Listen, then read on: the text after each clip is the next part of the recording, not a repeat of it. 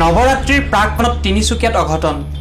নৱৰাত্ৰিৰ পূজা অৰ্চনাৰ বাবে ফুল আনিবলৈ গৈ তিনিচুকীয়াৰ শুকান পুখুৰীৰ এটা পুখুৰীৰ পানীত পৰি মৃত্যু দুজন লোকৰ। লোক দুজন চিৰাপত্ৰীৰ উজ্জ্বল কৰ্মকাৰ আৰু পটল ভক্ত বুলি জানিব পৰা গৈছে।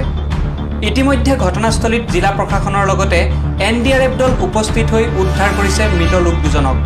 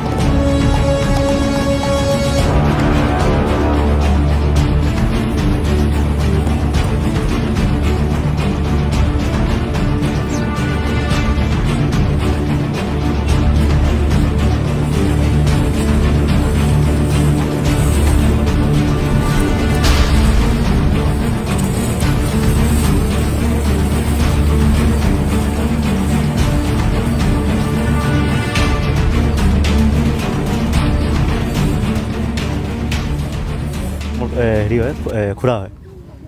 ৰাতিপুৱা ওলাই গ'লোঁ, মানে ঘৰতে কোৱাও নাই, মানে ইয়াতে আহি আছে বুলি। ঘৰৰ পৰা ক'লে কামত গৈ আছে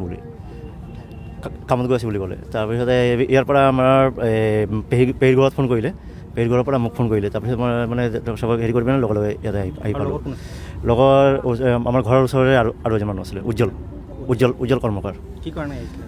তেখেতে কিবা হেৰি ফুল উঠাবলৈ আহিছিলে।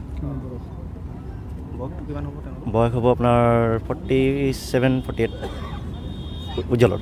আৰু যোনে পটল প্ৰতিভক্ত, তেখেতৰ বয়স হ'ব আপোনাৰ 52-53।